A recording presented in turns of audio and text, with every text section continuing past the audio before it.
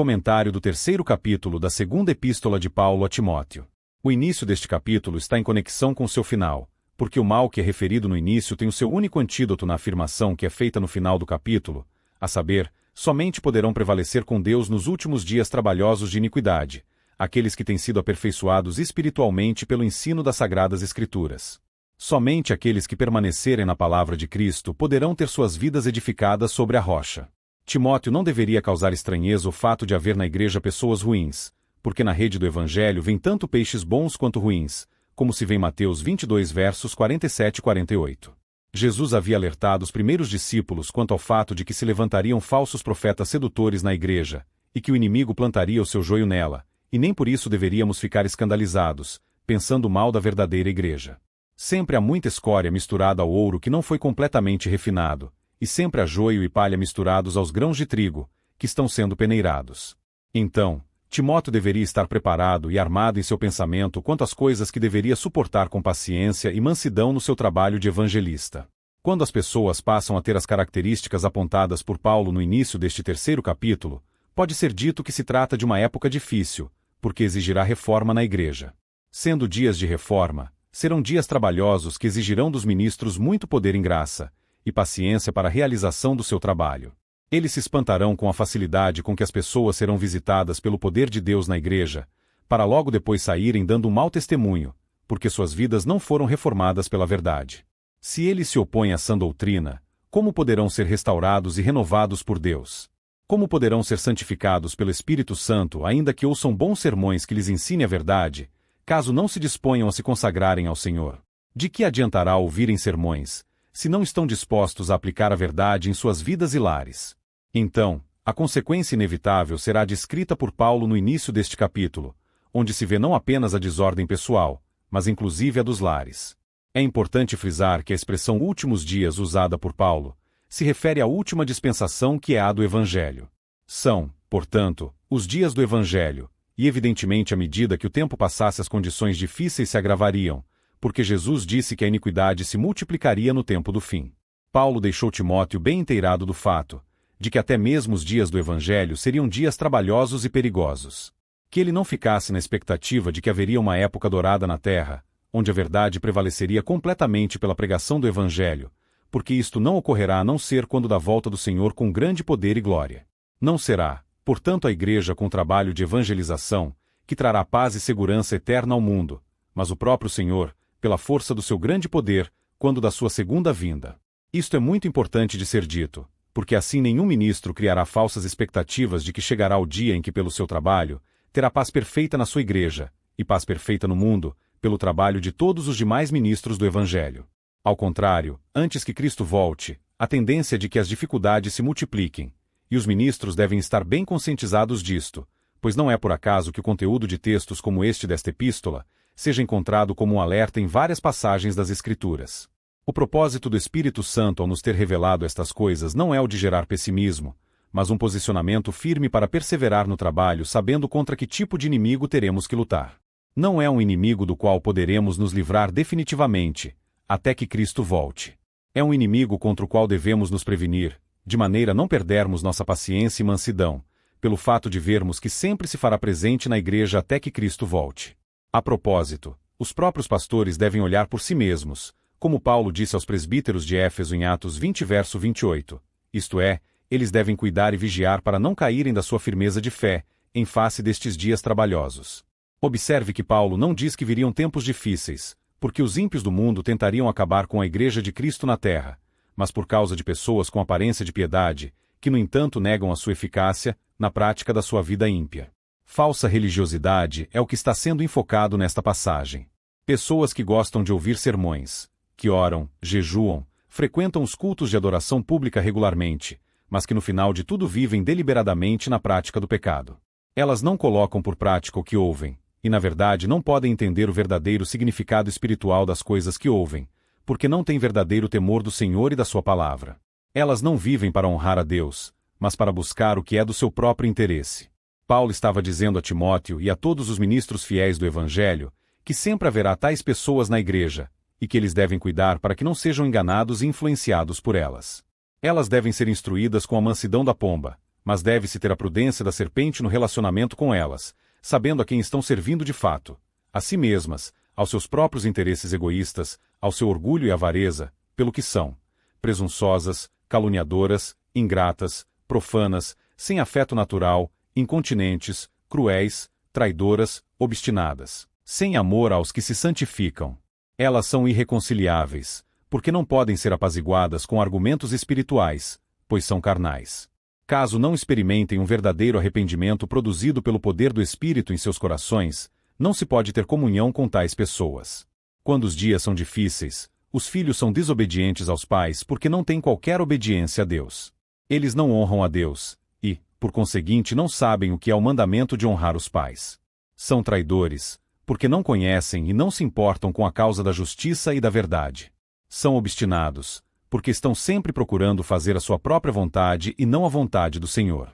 Eles serão achados na igreja em muito ativismo, com aparência de piedade, mas não estão trabalhando de fato, impulsionados pelo amor do Espírito Santo, porque não possuem tal amor sobrenatural em seus corações, e assim, tudo o que fazem sempre será na energia da carne, porque vivem segundo a inclinação da carne, e não conhecem o que é seguir o pendor do Espírito. Por isso o conselho de Paulo a Timóteo é curto e direto: destes afasta-te. Porque são irreconciliáveis. Eles nunca poderão aprender acerca da verdade, enquanto estiverem entregues à sua obstinação de viverem para fazer a própria vontade. São como Janes e Jambres, os magos egípcios que resistiam a Moisés, que viram os sinais e maravilhas de Deus e mesmo assim não se arrependeram das suas mistificações e ilusionismos. Dentre os que aprendem sempre e nunca podem chegar ao conhecimento da verdade estão aqueles que consagraram suas mentes, talentos e tempo a Deus, mas não os seus corações. Eles não permitem que Ele seja o Senhor do seu espírito. Estes que resistem à verdade podem ouvir milhares de sermões e não colocarão uma única linha em prática. Não será por ouvirem o Evangelho que renunciarão ao ego, negando-se a si mesmos, pela operação da cruz. Eles poderão até concordar que isto seja necessário para seguir a Cristo, mas não se disporão a colocá-lo em prática, porque amam mais a si mesmos do que amam a Deus. Eles estão apegados às suas vidas e pensam que podem ter a vida de Cristo, apesar deste apego ao seu modo de viver pelas paixões da alma, com seus sentimentos, vontades e emoções, que sempre lhes arrastam a um viver que seja contrário a tudo que é da vontade de Deus revelada na Bíblia. Quanto dano estas pessoas produzem à progressão do Evangelho. No entanto, a ordenança é que sejam instruídas com mansidão. 2 traidores numa guarnição podem produzir mais feridos nela do que 1000 sitiadores. Estes traidores não são propriamente apenas de pessoas, mas, sobretudo da causa do Evangelho. Eles são usados pelo inimigo para deter o avanço de uma obra do Espírito. Lembremos que a luta espiritual não é contra a carne e o sangue. Não são propriamente pessoas que são os alvos destes traidores, mas a própria causa da verdade. É a causa do Senhor que eles estão traindo. É a estratégia de Satanás de plantar o joio na igreja. Eles permanecerão ali sentados em seus bancos, prontos para produzir dúvidas nos cristãos imaturos e a tentar fazer com que os maduros percam a paciência. Endurecidos em suas convicções, incapazes de conhecerem a verdade, mas produzindo sérios danos por serem instrumentos de Satanás. E o que devem fazer os ministros? Cruzarem os braços, darem de ombros, darem-se por vencidos, tentarem ignorar o mal? Não. 1000 vezes não. Eles não devem ficar abalados por estas coisas, mas devem prosseguir adiante com seu trabalho fiel, de pregar e ensinar a verdade. Eles devem se empenhar em santificar cada vez mais suas próprias vidas, porque quando a corrupção do pecado torna-se geral, é muito mais difícil manter a nossa integridade pessoal no meio da corrupção geral. É preciso estar em alerta quanto às pessoas que amam a si mesmas com amor irregular, que em vez de se aplicarem às coisas que são boas para a edificação da igreja, pensam somente nos seus próprios interesses egoístas. Não se pode esperar o bem destes que não amam a Deus de todo o seu coração. Eles lutarão para conquistar e manter aquilo que desejam alcançar com suas cobiças. Eles podem até alegar que aquilo que buscam fazer é para a glória de Deus e para o bem da igreja, mas na verdade é apenas busca de satisfação dos seus desejos carnais, e portanto tem a ver apenas com a própria vontade. O que é nascido da carne é carne, isto é, não se pode obter uma verdadeira vida espiritual de um procedimento carnal. Por isso aqueles que têm aparência de piedade, mas que negam a sua eficácia, poderão arrastar outros debaixo da sua liderança sedutora e desviada da verdade, mas os seus prosélitos serão sobrecarregados de pecados tal como eles, especialmente as mulheres, que se deixam persuadir mais pelos sentimentos e emoções do que os homens. Estes líderes persuasivos costumam visitar as pessoas em seus lares, não para pregar e ensinar a sã doutrina, mas para persuadi-las de maneira impressiva, com apelos sentimentais e emotivos. Procuram ser agradáveis em tudo para conquistar os corações incautos. Nunca pregarão o escândalo da cruz para a reforma da vida, mas baratearão a graça e o favor de Deus prometendo e profetizando bênçãos independentemente do modo de vida dos seus ouvintes. Isto certamente produz efeitos muito agradáveis à carne, mas deixa os ouvintes tanto quanto o orador, na mesma condição espiritual decaída em que se encontravam antes, porque não pode haver vida espiritual verdadeira onde não for ensinada e acolhida a verdade. Esta resistência à verdade produz pessoas corruptas de entendimento e reprovadas quanto à fé. Mas, se estas pessoas são confrontadas por um ministério fiel e verdadeiro, tal como era o caso do ministério de Timóteo, logo se manifesta o desvario delas, e já não podem ir mais adiante com suas falsificações e omissões da verdade, porque a todos será manifestado seu desatino, assim como se deu com Janes e Jambres por causa da sustentação do testemunho de Deus por Moisés. Importa, pois que os ministros do Evangelho permaneçam fiéis em seu dever de expor a verdade em vidas santificadas, porque isto revela aos membros da igreja quem são aqueles que estão vivendo segundo a carne e procurando agradar as pessoas, também na carne. Timóteo tinha aprendido estas coisas no próprio exemplo do apóstolo Paulo, pelo testemunho irrepreensível da sua vida, quanto à sã doutrina, modo de viver, intenção, fé, longanimidade, amor e paciência.